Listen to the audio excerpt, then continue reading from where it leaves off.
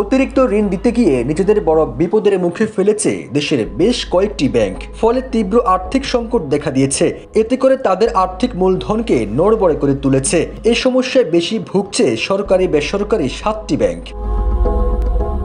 সময়মতো ঋণ আদায়ে ব্যর্থ ব্যাংকগুলোর কাঁধে ঋণ খেলাপির বোঝা হিসেবে জেঁকে বসেছে।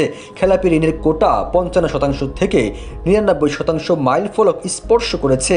একটি বেসরকারি গণমাধ্যমের খবর অনুযায়ী ব্যাংকগুলো যখন এমন বাস্তবতার মুখোমুখি, ঠিক তখনই কেন্দ্রীয় ব্যাংক খেলাপি ঋণ ইস্যুতে নতুন নীতিমালা ঘোষণা করেছে। কেন্দ্রীয় ব্যাংক বলছে, আন্তর্জাতিক মানদণ্ড ব্যাসেল তয়ের সাথে মিল রেখে এই পরিবর্তন কার্যকর করা হয়েছে।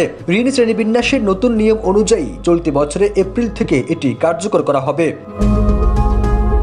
অর্থনীতিবিদরা আশঙ্কা করছেন, যদি খেলাপি ঋণের পুরোপুরি তথ্য প্রকাশিত হয় তাহলে গ্রাহকদের আস্থা আরও তলানিতে গিয়ে পৌঁছাবে। বাংলাদেশ ব্যাংকের হালনাগাদ তথ্য অনুযায়ী নানা উদ্যোগের পরেও বেসিক ব্যাংক খেলাপি ঋণ কমাতে সক্ষম হয়নি। RICL TMX, যুগের পর যুগ স্থাপনা থাকে মজবুত।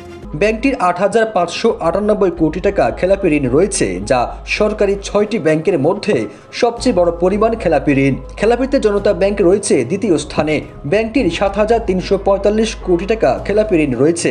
বেসরকারি ব্যাংকগুলোর মধ্যে শীর্ষে রয়েছে পদ্মা ব্যাংক, যার ঋণের পরিমাণ 4,855 কোটি টাকা।